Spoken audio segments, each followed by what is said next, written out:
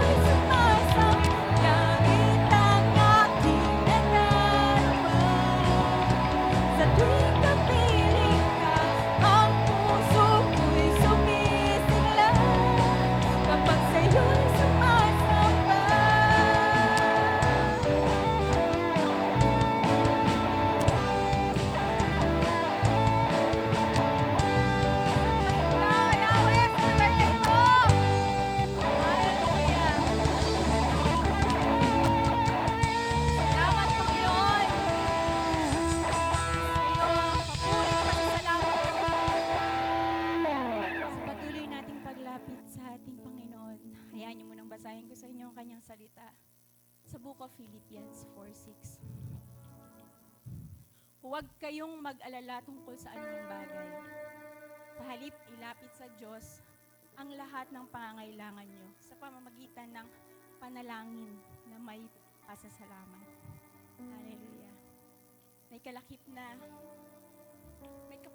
na pangako ang salita ng Panginoon na ito. Diba? Kung ididig natin ng mas malalim, may promise siya na anytime, pwede tayong tumawag sa ating buhay na Diyos. Anytime, anumang oras, pwede tayong tumulog sa Kanya, humingi ng tulong. Pwede tayong makipagkwentuhan sa Kanya. Salamat, Panginoon, dahil yung mga pag-aalala namin sa salita mong ito, nabawasan, nawala, Lord. Dahil alam namin na nandyan ka sa tabi namin. Anytime na kailangan namin ng tulong, walang ibang tutulong sa amin kundi ikaw lang, Lord.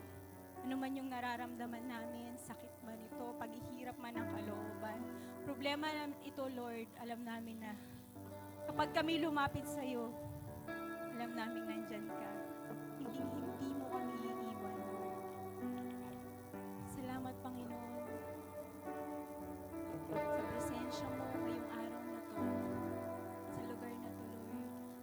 Wala kaming ibang dala ngayon, Lord, kundi ang aming papuri, pasasalamat at pagsamba sa iyo.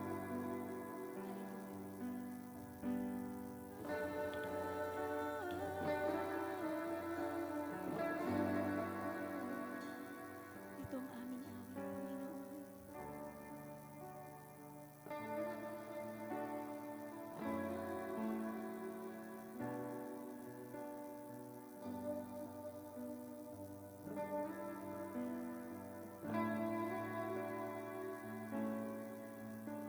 Awitin ko man lahat ng awit sa mundo, di kayang ilarawan ng kadakilaan mo.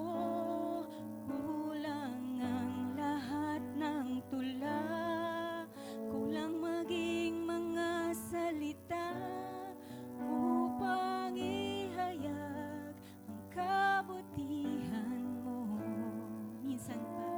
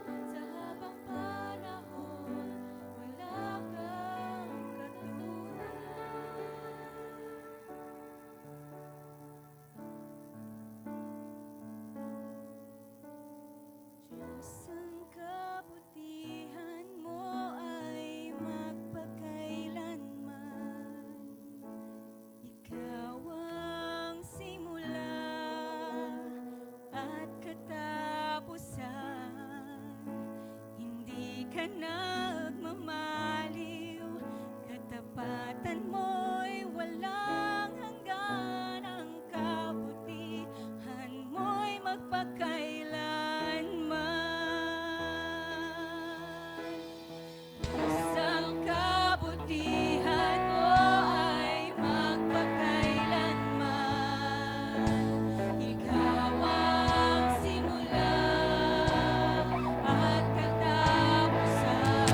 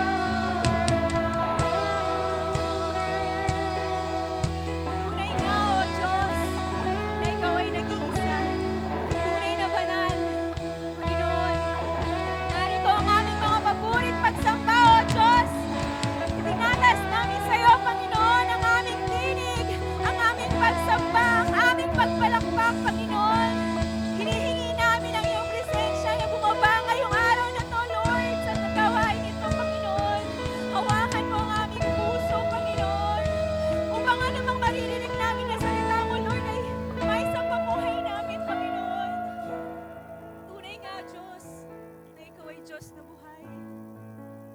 Walang sino mang makapangyayari sa buong mundo, Panginoon, maliban sa iyo. Maraming salamat, Panginoon.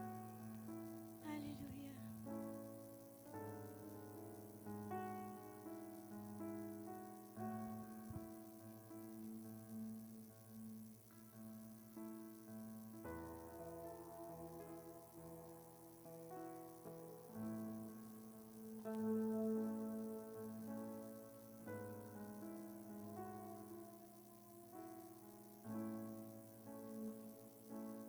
Kaya naman, Panginoon, sa umagang ito, dinadalangin po namin na ihanda niyo po ang aming puso't isipan. Ihanda niyo po kami sa salita mo na aming maririnig. At dalangin namin na ito po ay magagamit namin, Panginoon, on how to build our life, O God, nang naaayon sa kalooban mo. This is our prayer in the mighty name of Jesus Christ. Amen. Amen. Ayan. So, good morning po. Ayan.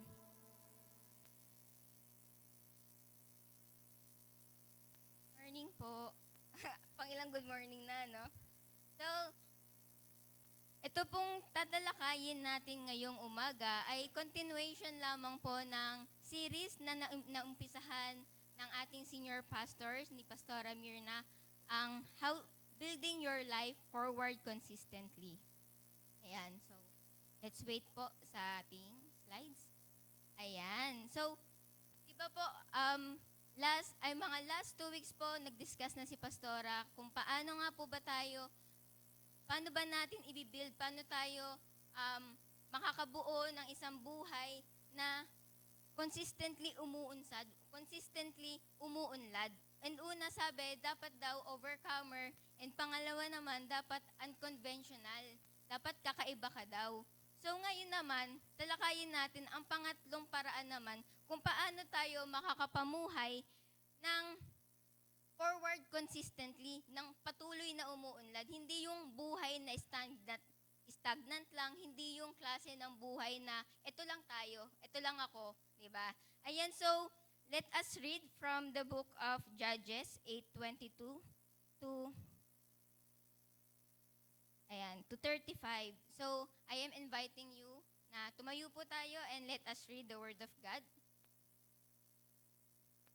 Verse 22, then the Israelite said to Gideon, "Be our ruler.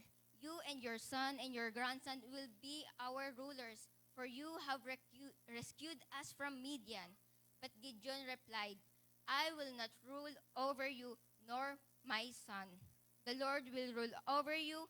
However, I do have one request, that each of you will give me an earring from the plunder you collected from your all fallen enemies." Gladly they replied.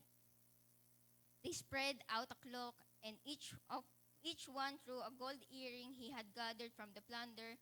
The weight of the gold earring was 43 pounds, not including the royal ornaments and pendants, the purple clothing worn by the king of the Midian, and the chains around the neck of their camels. Gideon made a sacred ephod from the gold and put it in Ophrah, his hometown. But soon all the Israelites prostituted themselves by worshipping it, and it became a trap for Gideon and his family. And the story of how the people of Israel defeated Midian, which never recovered throughout the rest of Gideon's lifetime. After 40 years, there was peace in the land. Then the Gideon, son of Joash, returned home. He had 70 sons born to him, and for he had many wives. He also a concubine in Shechem, who gave birth to a son who named Abimelech. Gideon died when he was very old and was buried in the grave of his father Joash at Ophrah in the land of the clan Abiezer. As soon as Gideon died, the Israelites prostituted themselves by worshipping the images of Baal, making Baal Berith their god. They forgot the Lord their God, who had rescued them from all their enemies surrounding them, nor did they show any loyalty to the family of Jerubbaal, which is Gideon, despite all the good he had for Israel. So let us pray. Lord, maraming salamat po sa umagang ito. Dalangin namin, Panginoon, na ang salita mo ay patuloy nga na magbunga sa aming buhay. Dalangin namin na ito po ay patuloy na magiging gabay namin na kami ay nagnanais na makalakad sa iyong kalooban.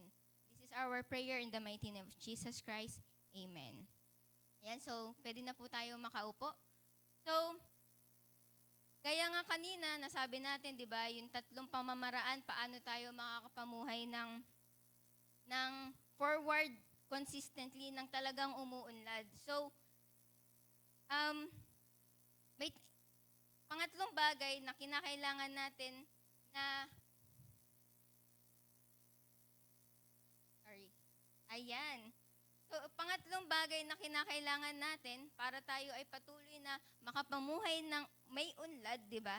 So, kinakailangan din pala natin na magkaroon ng stable spiritual maturity. Bakit? Paano natin nasabi na kinakailangan natin ng stable spiritual maturity? Kung pabilikan po natin yung binasa nating kwento, no, ng buhay ni Gideon. Una, na-discuss ni Pastora kung paano naging matagumpay si Gideon nung tinawag siya bilang tagapamuno, kung paano kakalabanin, paano tatalunin ang mga Midianites. And then, after ng success ng kanyang pakikipaglaban sa Midianites, na-overcome nila ang mga Midianites, and then itong mga Israelitas, sinasabi sa kanya na, Gideon, pamunuan mo kami at maging ang mga susunod mong angkan, pamumunuan kami. And anong sabi ni Gideon? Hindi ako maging aking ang anak ay hindi maglilingkod, ay hindi mamumuno sa inyo, kundi ang Diyos lamang. Makita niyo po doon, no, na sa una, ganun yung intention ni Gideon, ganun kapuro yung motibo niya na yung gloria, yung success na meron siya, yung success na nakamtam niya nung tinawag siya ng Panginoon. And suddenly, may nangyari, may pagbabagong nangyari. And ano daw nangyari? Diba? Sinabi niya, sige, hindi ko kayo pamumunuan, pero ang hihilingin ko lamang sa inyo, bigay niyo sa akin yung mga gintong nakuha niyo dun sa mga kalabang napatay niyo, diba? And anong ginawa niya? Yung ginto, ginawa niyang ephod. At ang ginawa pa niya, dinala niya sa hometown nila. And anong nangyari? Yung mga Israelites ay bumalik na naman sa pagsamba sa mga Diyos-Diyosan. Yung ephod na ginawa ni Gideon ay naging paraan para bumalik ulit ang mga Israelitas sa ganong klaseng pamumuhay. And tayo bilang mga Kristiyano, no?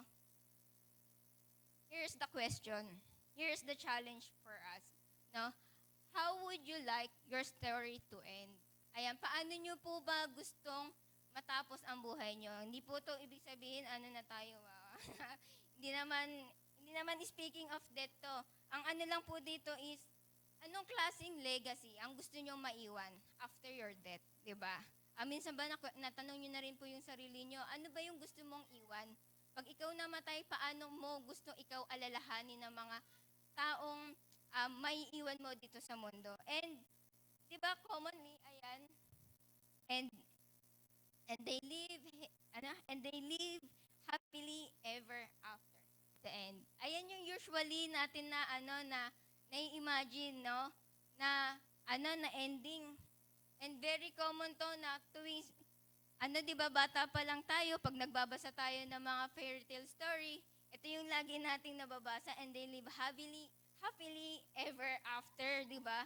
Ganyan lagi nauuwi yung ending, pero may katotohanan ba to? Di ba? Siyempre, madalas sa movie or sa lang to nangyayari, itong happily ever after na yan. Pero, balik po tayo sa salita ng Diyos, no? Sabi dito, ayan, as Gideon died, the Israelites prostituted themselves by worshiping the image of Baal, making Baal their god. They forgot the Lord their God who had rescued them from all enemies surrounding them. Nor they did not show any loyalty to the family of Gideon despite all the good he had done for Israel. Can you imagine, no? Si Gideon na naging successful dun sa unang pagkakatawag sa kanya, na mamuno siya, na kalabanin yung mga Midianites, and then ito yung magiging ending. Ang sad, no? Ang saklap na itong mga Israelita, di ba, nagpakita ang Diyos ng himala kung paano sila pagtatagumpayin, paano sila mag-reign ulit. Pero, and yet, dahil sa ginawa ni Gideon, because dahil si Gideon ay hindi nagkaroon ng stable spiritual maturity, ito yung naging ending. And tanungin ko po kayo po ba gusto nyo rin po ganun ang ending nyo? Na dito, dito sa ating church, no, as a family church, most of us, mga pamilya po talaga ang nagsisimba dito. And kayo po ba, as mga parents, natanong nyo po ba mga sarili nyo, na pag kayo po ba ay namatay, sa tingin nyo, sigurado po ba kayo na ang mga anak nyo ay patuloy pa rin nagsisimba? Patuloy pa rin naglilingkod sa Diyos? Totoong pa rin may paniniwala at may pananampalataya sa Diyos? Is that how you want to end your life as a parent? Diba? Ito po yung minsan kailangan natin din tanungin sa mga sarili natin. And how building your life forward consistently, no? Sabi kanina, kailangan overcomer, unconventional, and then stable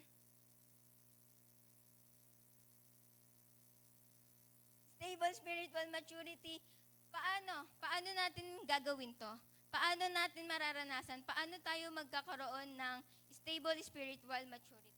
Of course, kailangan natin to keep close watch on our motives, di ba? Kailangan tingnan muna natin yung mga sarili natin. Ano bang motibo natin kung bakit nagnanais ka na umunlad? Bakit ka nagnanais na maging malago? Bakit ka nagnanais na mas maging ma-impluwensya na tao? Bakit? Ano bang motibo mo, di ba?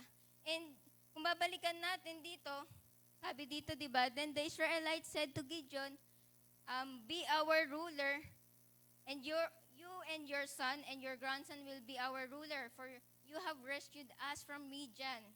But Gideon replied, I will not rule over you, nor will my son, the Lord will rule over you. And grabe, no? Una, ganito yung sinasabi natin sa mga sarili natin na, no, hindi, kay Lord lang yung pinaglilingkuran ko. Para kay Lord tong ginagawa ko.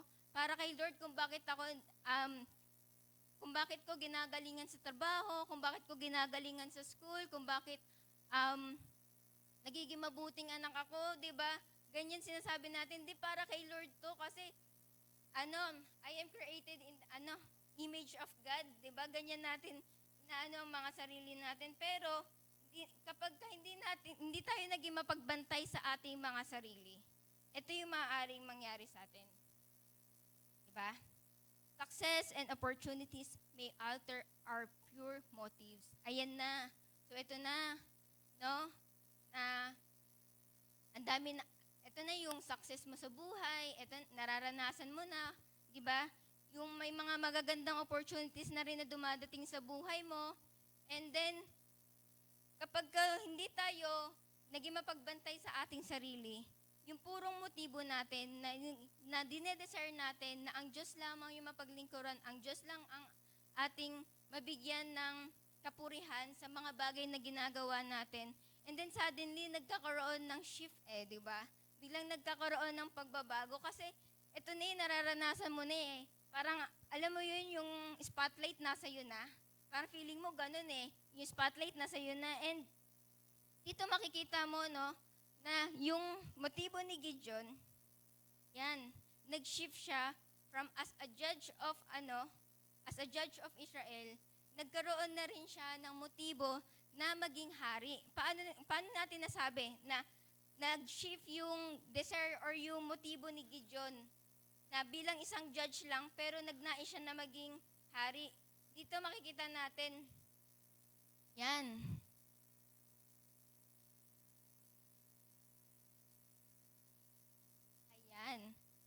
So dito makikita natin, Gideon named his son Abimelech. Una sinasabi niya, hindi ako yung mamumuno sa inyo, hindi ako yung hari nyo. Diba? Pero kinalaunan, ano nangyari? May pinangalan siyang anak. Anong sabi? Ang pinangalanan niya ng Abimelech, na Ang ibig sabihin ay my father is king. So, alam mo yun si Gideon, wala sa kanya yung title ng pagiging hari. Pero, kapag tinanong mo naman yung anak niya, anong pangalan mo? My father is a king. My name is Abimelech. My father is a king. Hindi, wala sa iyo yung title, pero alam mo yun, um, yung motibo na, yung motibo ni Gideon na hindi man siya yung matawag na hari, na yung mismong title na sa kanya, yung mismong title as a king, pero nung magkaanak siya, na ini-imply niya na siya yung hari. Kasi, di ba, kung hindi ka nagde-desire ng ganong klaseng posisyon, pero pinangalanan mo yung anak mo, my father is a king. So, sino yung, pag tinanong, sino yung tatay mo? Si Gideon. So, sino yung hari? Si Gideon, di ba?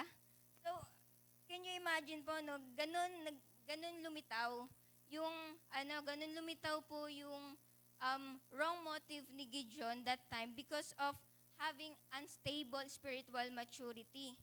Yung success, yung opportunities na nagkaroon siya bilang tinawag ng Panginoon na maglingkod at pamunuan o mamuno sa pakikipaglaban sa Midianites. And suddenly, ito po yung naging niya, naging desire niya. So, keep close watch on your desire.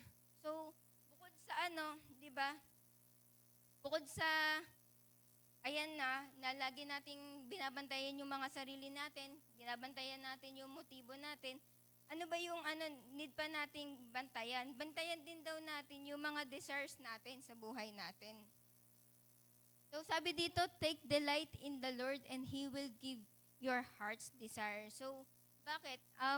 Kapag sinabi po nating delight in the Lord, ibig sabihin po nun is we dwell in the presence of God.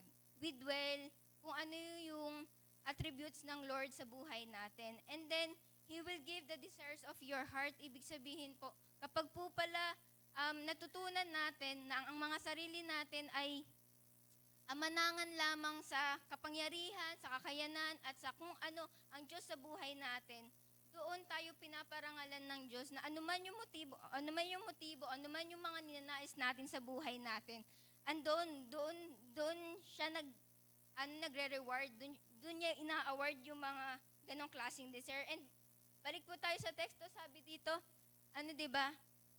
However, I do have one request. Ito na. Pag di ba, sabi niya, hindi ako yung magiging hari, pero ito yung request ko. Kung pwede, yung mga nakuha niyong earrings na mga gigintuin, no, yung mga necklace, bigay niyo na lamang sa akin, sabi ni Gideon. Diba? And ano nangyari? Ginawa ni Gideon, ginawa niyang God. So, yan. So, dito, based dun sa teksto, dito pinakita na si Gideon ay nagkaroon ng desire sa wealth. So, nag-desire din si Gideon ng wealth, ng kayamanan. And, syempre, masama ba ang mangarap na maging mayaman? Anyway, sino po dito nangangarap na maging milyonaryo siya? Ang dami. Amen, di ba? So, lahat naman tayo nagnanais na maging milyonaryo. Lahat tayo nagnanais na magkaroon din ng marangya o di kaya ng well-off na pamumuhay na kung saan hindi na tayo masyado naghihikaos. And then, pero kasi minsan, kapag yung desire natin na ganitong klase, no, na dinedesire na natin is yung kayamanan, minsan na na tayo, na dede-focus na tayo. Parang minsan mas priority na natin kung ano yung mga bagay na makakapagpayaman sa atin. Diba? With our own effort, with our own best, no, sige, ito yung bagay na makakapagpayaman sa akin. Ito, dito ako. Go ako dito, tututok ako dito, di ba? Minsan, parang, kung kinakailangan, sige, OT ko na to. Para lang para dagdag savings, no? Para mas lumaki yung sahod ko. Tapos, o di kaya, minsan, sa mga opportunities na minsan masasagasaan yung ministry mo, masasagasaan yung pagsisimba mo, okay lang kasi ang dinedesire mo na is yung wealth, hindi na si Lord. Ang dinedesire na natin, hindi na yung mag-rely sa grasya at sa biyaya ng Diyos, di ba? nagde-desire na tayo ng wealth with our own, with our own um, strength, with our own best, no? So doon, and makikita pa natin dito, na bukod sa wealth na ang dinedesire ni Gideon, ayan,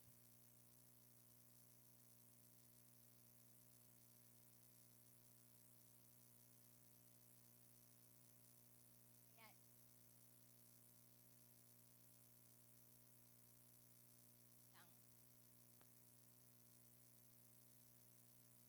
Ayan.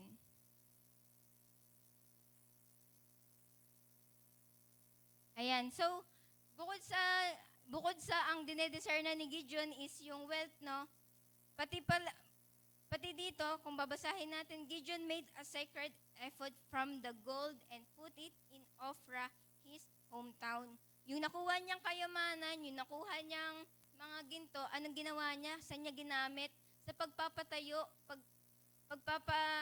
sa pagbuo ng isang ephod. And ano ba yung ephod na to? Kasi po ang ephod, ito po ay ginagamit lamang ng mga, ang ephod po ay ginagamit siya ng mga high priest nung tabernacle worship po ang dinesign kung paano tayo makakamit sa Lord, no? Kung paano natin siya mamimit, paano natin mararanasan yung presensya niya. Doon sa tabernacle worship, no, ang ephod po ay sinusuot lamang po ng mga high priest kung saan sila po lamang yung nakakapasok sa Holy of the Holies na place dun sa tabernacle worship. And dun sa ephod po, ayan po kung makikita nyo po, no, may mga 12 gems siya or 12 stones na nagre-represent po siya ng tribo ng Israelita. Ibig sabihin, bilang isang high priest, no, pagsuot mo to, ibig sabihin, ikaw ay isang representative ng Israelites. Ikaw ang representative ng mga Israel. And makikita po natin doon na dahil sa pagpapatayo niya ng ng ephod, ito na yung makita natin.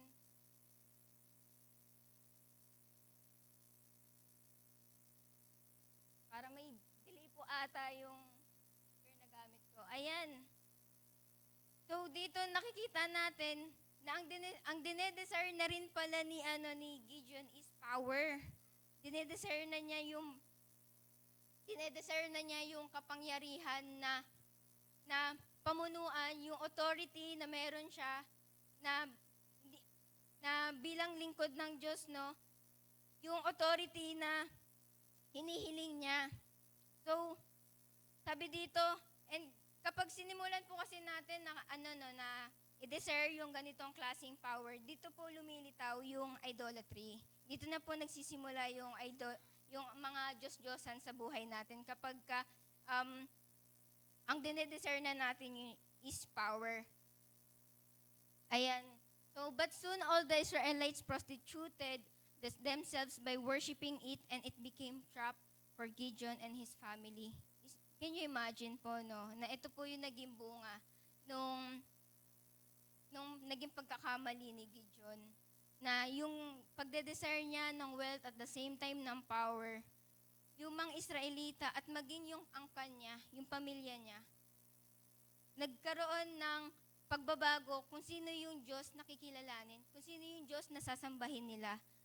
Nakita niyo po na fall into trap na naman yung pamilya niya at maging ang mga Israelita sa bagay na ginawa niya. Noon, 'di ba? Noon po ang mga rebulto na ginagawa nila is in creation po or in image po ng mga hayop. Pero dito, pinakita dito na ang ginawa ni Gideon is ephod, sagrado siya. Sagrado kung saan nagpapakita kung paano yung pinapractice yung worshiping God. And doon na baling yung attention ng mga Israelita na ang pagsamba sa Panginoon ay ito na naman, nauwi na naman sa isang image. Kasi 'di ba po, ang natin kapag gumagawa tayo ng image or ng rebulto, para kasing kinukulong natin yung representation ng God. Kung gaano kalaki ang Diyos, hindi natin siya kayang ikulong sa ganong klaseng imahe lang. Hindi natin siya kayang i-represent ng ito ang Diyos. Hindi po di ba? And sabi dito, yan nagsimula yung pagsuway ni Gideon na you must not make yourself an idol of any kind of or an image of anything in the heavens, on earth, or in the sea. So, dito sa Exodus 20, pinakita, nasabi dito ng Diyos na huwag kang gagawa ng anumang Diyos-Diyosan na inukit o di kaya nilikha sa anumang klase ng imahe na nakikita natin dito sa mundong ibabaw. Kasi hindi yan yung totoong representation ng kabutihan ng Diyos sa buhay natin. And, ayan, as soon as Gideon died, the Israelites prostituted themselves by worshiping the images of Baal, making Baal Berith their god. They forgot the Lord their God, who had rescued them all from their enemies surrounding them. Nor did they show any loyalty to the family of Jerubbaal. And that Gideon, despite all good he had done for Israel. Ito na yung ito yung naging bunga ng trap na ni Gideon. Dahil sa pagkakaroon ng hindi magandang motibo, hindi magandang desires, ito yung nangyari.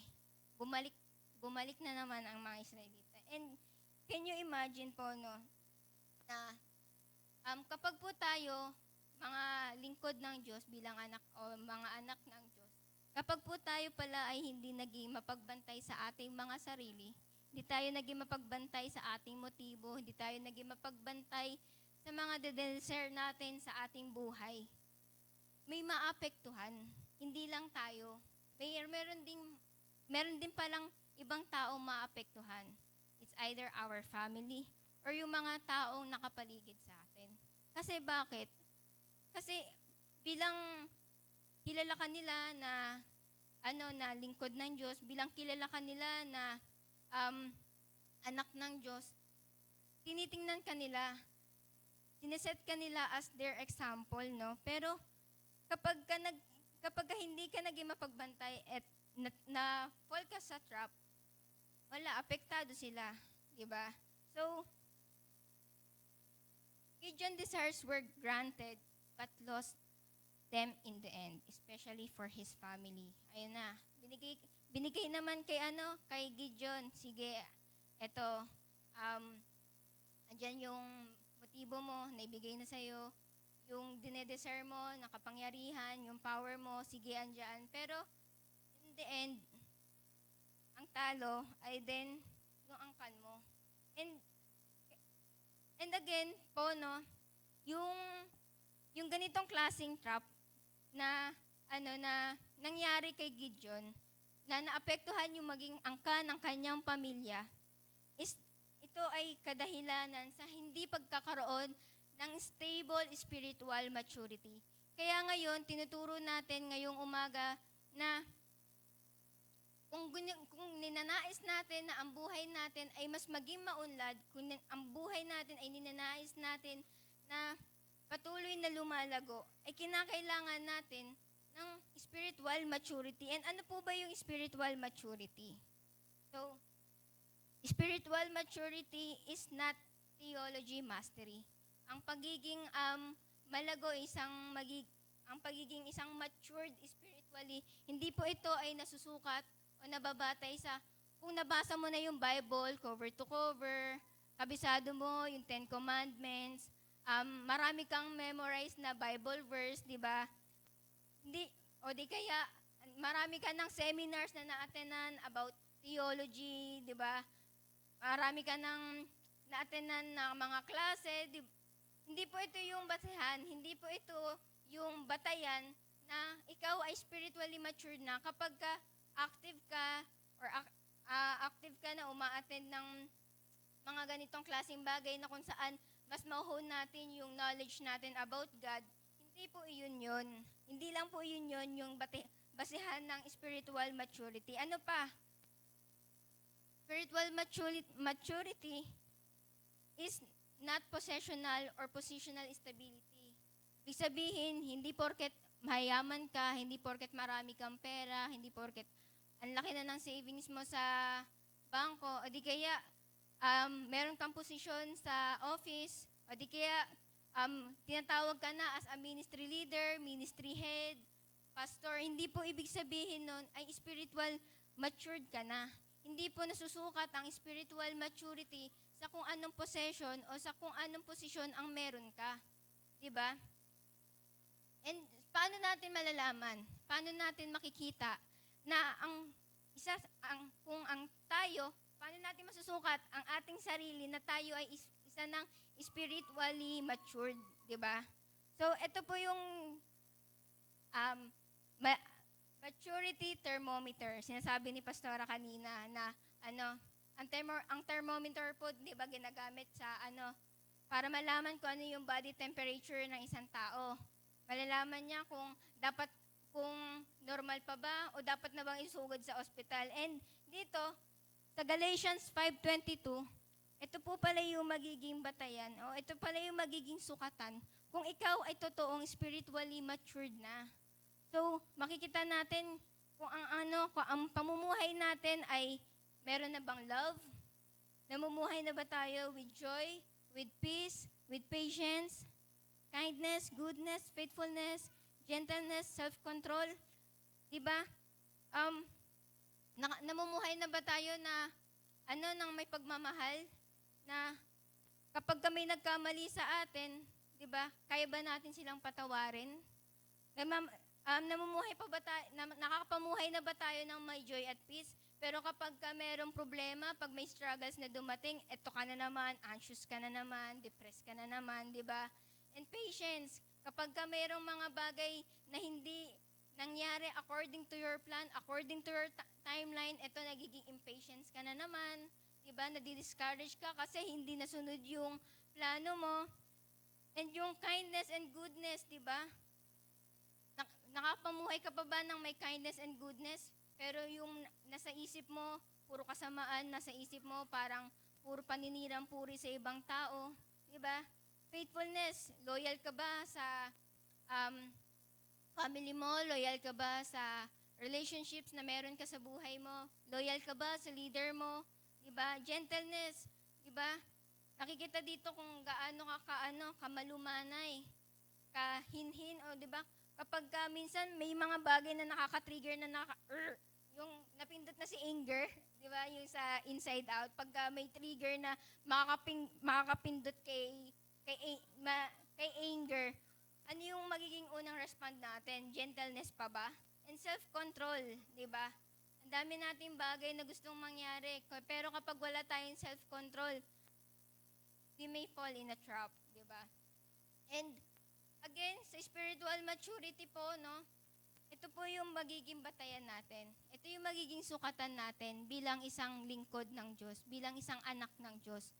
Na kung ninanais natin na ang isang pamumuhay ng may maunlad at malagong pamumuhay ng naayon sa kalooban ng Diyos, kinakailangan natin ng spiritual maturity. At ito yun, dito natin malalaman, ito yung basihan natin ng spiritual maturity ng buhay natin. And balik po tayo sa kwento ni Gideon. Oh. Sabi dito yung courage without discipline is folly. Is folly. Diba? Ang pala, diba? Dun po sa, nung si Gideon ay nagpatawag ng mga Israelites na makakasama niya sa pakikipaglaban sa Midianites, meron siyang nalikom ba? Or meron siyang na-recruit. Yun, meron siyang na-recruit na 32,000 soldiers or Israelites na sinasabi nilang makikipaglaban ako. Pero meron din nung may naging salaan, no, naiwan, merong 10,000 na naiwan from 32,000 at meron naging 10,000 yung sinabi ni Gideon na sige, ang lahat ng mga duwag ay magsipag-uwi na. Yun.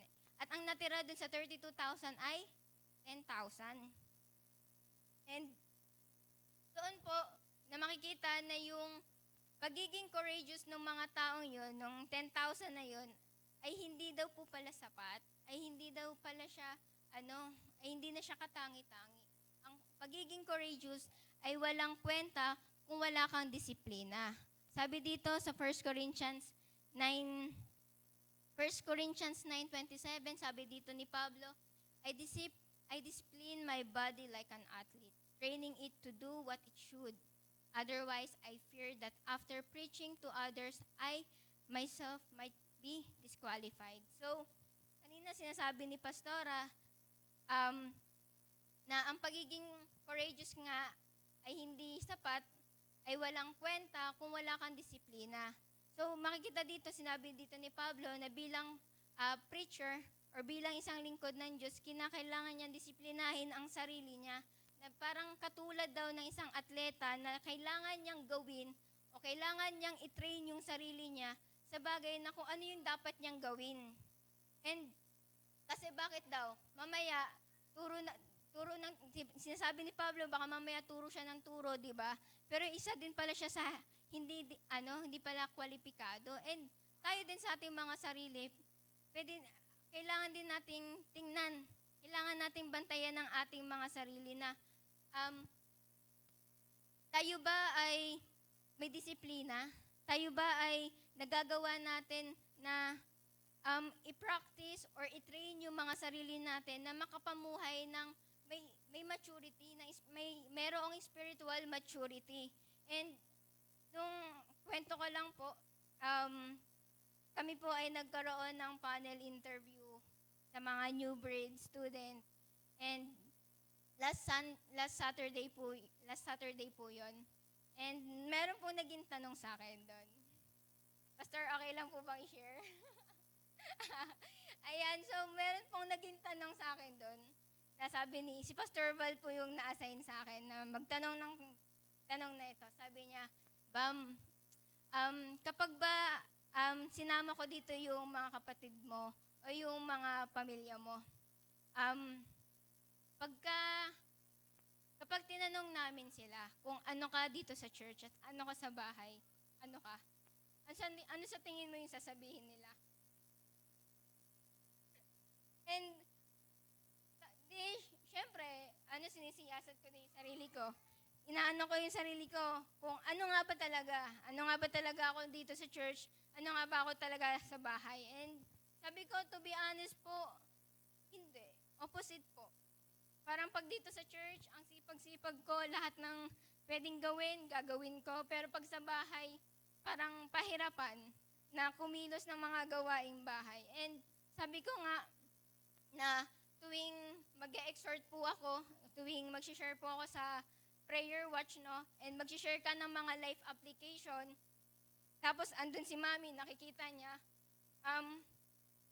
Nagbibigay ako ng mga life application na pwede nating ma-apply sa buhay na magagamit din natin sa bahay. Bakit? Kasi po, ginagamit ko din po siya as my challenge sa sarili ko.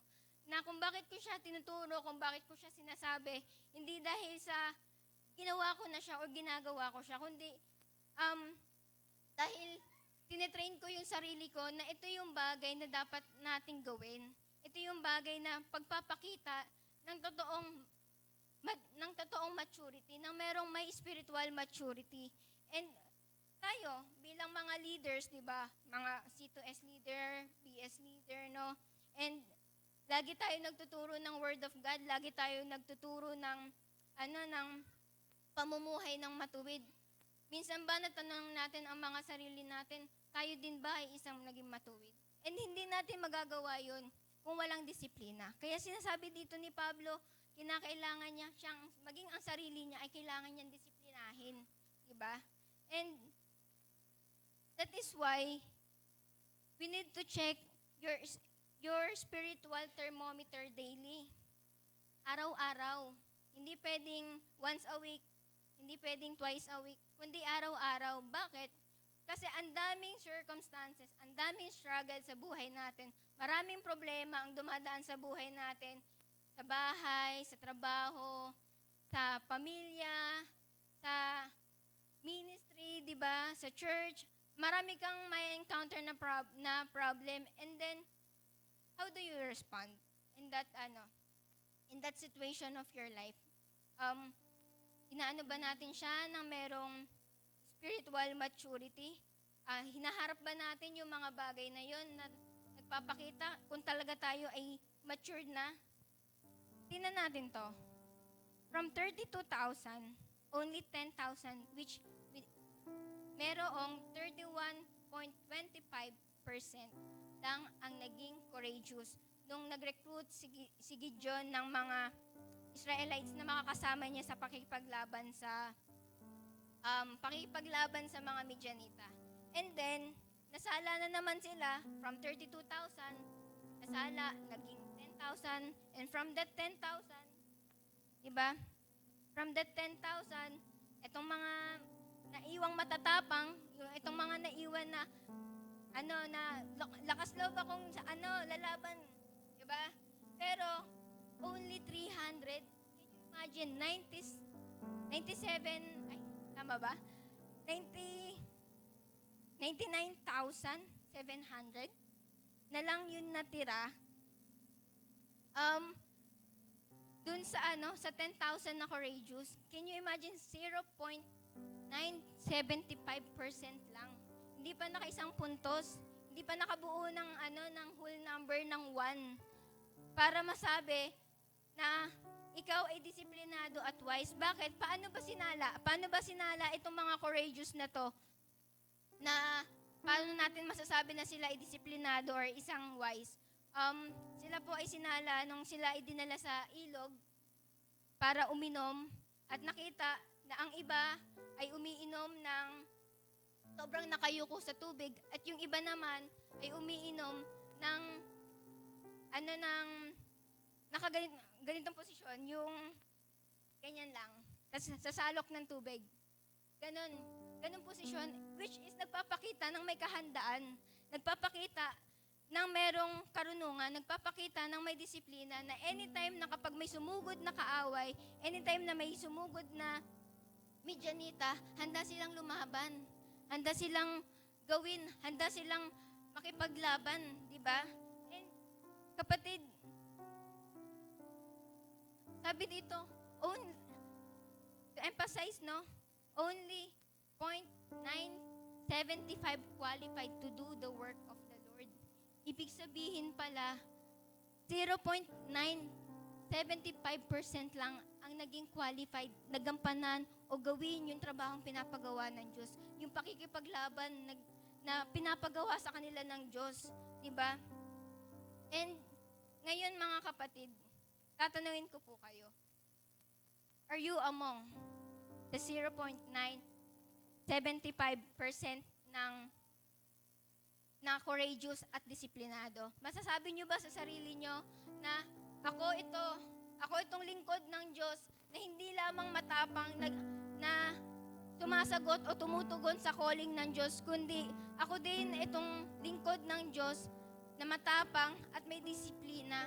Ako itong lingkod ng Diyos na matapang at wais, 'di ba? Wais sa pamumuhay.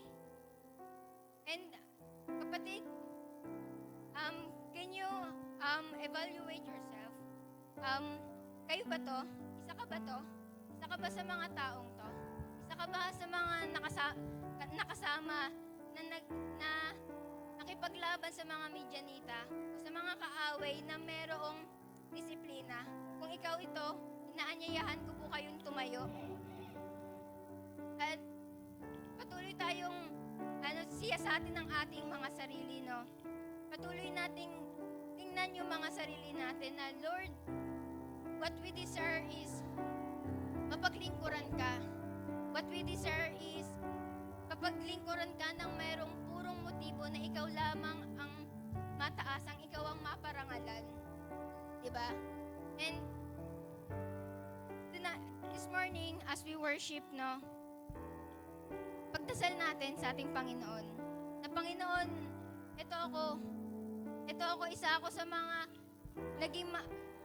nagiging matapang at nagnanais na maging disiplinado. Kasi marami tayong bagay na harapin. Marami tayong laban na harapin. And etong kakaunting to, ikaw ba to? Kasama ka ba dito? Sa dami natin dito, kasama ka ba dito sa kakaunting ito? Ito yung kinakailangan nating itatak sa ating mga puso't isipan. Na bilang isang lingkod ng Diyos, hindi sapat ang matapang lang, kundi ang paglilingkod sa Diyos ay merong spiritual maturity na nakukuha natin sa pagkakaroon lamang ng disiplina sa ating mga sarili. So as we worship our Lord this morning, let's talk to God. Usapin natin siya. And siyasatin natin yung mga sarili natin. Sabihin natin sa Kanya, ano ba talagang gusto mong gawin para sa Diyos? Diba? Hindi pwedeng every Sunday andito ka lang, nagsisimba ka. Diba? Hindi pwedeng kung ikaw yung isang courageous na lingkod ng Diyos, hindi ka papayag na nakaupo ka lang dyan every Sunday. Hindi ka papayag na ang ginagawa mo lang every Sunday, nakaupo at makikinig ng preaching at hindi natin nagagawang i-apply sa buhay natin paglabas natin dito sa simbahan. Diba? Kung ikaw ito isang courageous na to, pwede bang i-invite ko po kayo dito sa harapan and let's talk to God. Let's pray to God.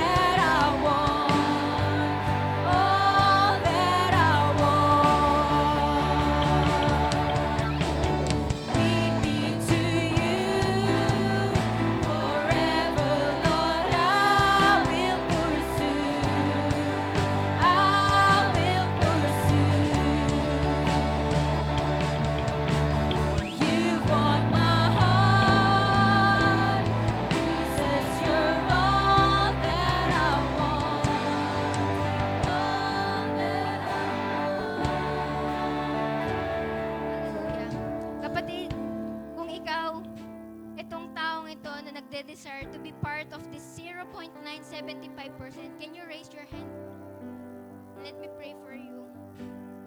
Panginoon, dinadalangin ko po sa inyo, itong mga kasama ko, itong mga kapatiran ko, Panginoon, na nagkakaroon ng desire na mapaglingkuran ka ng may tapang at ng may disiplina.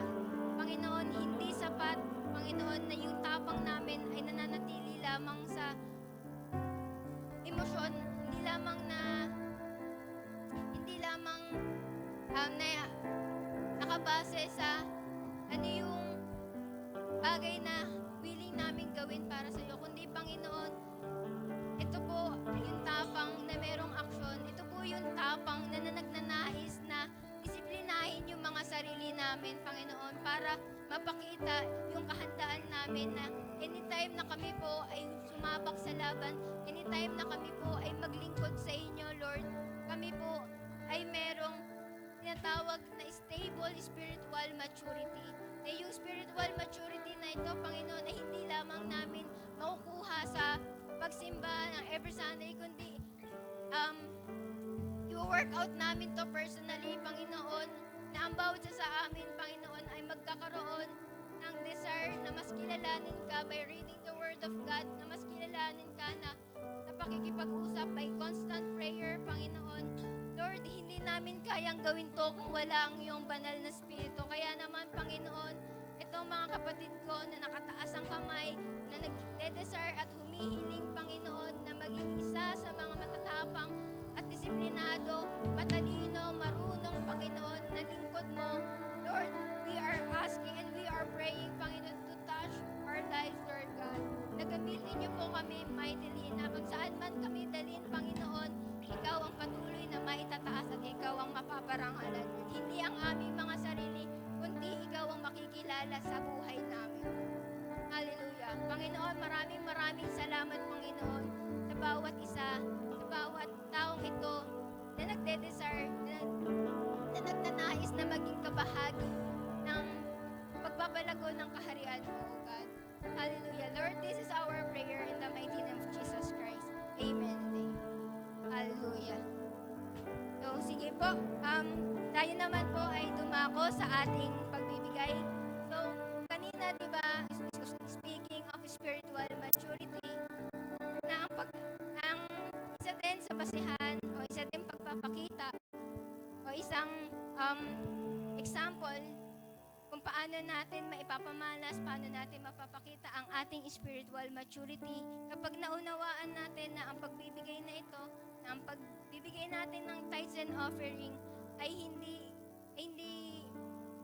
lamang sa dahil sa gusto mong makasunod sa kalooban ng Diyos o dahil sa sinabi lamang ng leader mo o dahil sinabi ng pastor na mag-tithes and offering ka, kundi ito ay pagbunga ng spiritual ng maturity mo na ikaw ay maging generous. Ikaw ay makakita na ang bagay na ito ay isang kaparaanan ng Diyos para pagpalain ng simbahan, para pagpalain ng iyong mga leader, para pagpalain yung mga katabi mo. Diba? Kaya naman, Panginoon, mga kapatid, inanyayahan ko kayo na itaas ang inyong mga sobre, ang inyong mga kaloob at ating itong ipanalangin. Panginoon, maraming salamat, Panginoon, sa biyayang ito. Maraming salamat, Panginoon, sapagkat patuloy nga na ito ay ebidensya na kami ay nakakaranas, nakakatanggap ng pagpapala ng mula sa inyo. Nadalangin namin, Panginoon, ng kaloob na ito ay magagamit, Panginoon, para sa pagpapalago ng inyong kaharian at maging sa pagpapalaganap ng inyong salita. Dinadalangin namin, Panginoon, na ang kaloob na ito ay mas maraming maaabot, hindi lamang ang mga taong nandito sa loob ng simbahan, kundi maaabot din yung mga taong nasa labas at ninanais mo na maabot din sila at maidala dito sa simbahan.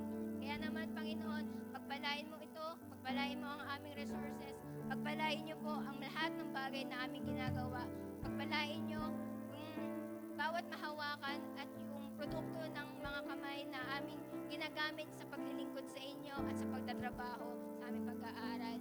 This is our prayer, Panginoon. This is in Jesus' name we pray. Amen. So, let us pray. Let us pray. Let us raise our hands.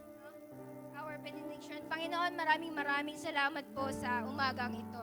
Maraming salamat po sa salita mo na aming napakinggan. Dinadalangin namin, Panginoon, na ang salitang ito ay magagamit namin, Panginoon, na magiging pagpapaalala sa amin na ang katapangan ay hindi sapat kung ito ay hindi namin na-aksyonan ng mayroong disiplina at ng pagiging wais. Kaya naman, Panginoon, dinadalangin namin na saan man kami dalhin, saan nyo man po kami dalhin, Panginoon, kami ay patuloy na magagamit mo bilang pagpapala sa lahat ng taong nakapaligid sa amin, sa aming tahanan, sa aming trabaho, sa aming eskwelahan, sa lahat ng mga taong nakasalumuhan namin. Panginoon, dinadalangin na ang bawat isa sa amin, Panginoon, ay magagamit mo mightily and for your glory, O God. This is our prayer in the mighty name of Jesus Christ. Amen and amen.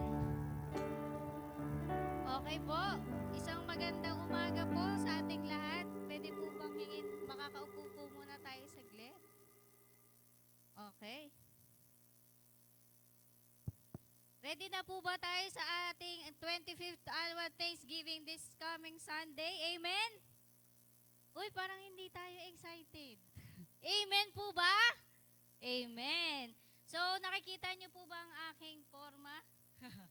Ang aking, ito po ang ating ATG merch na pwede na po nating maklaim sa baba po, sa ating ushering table po, sa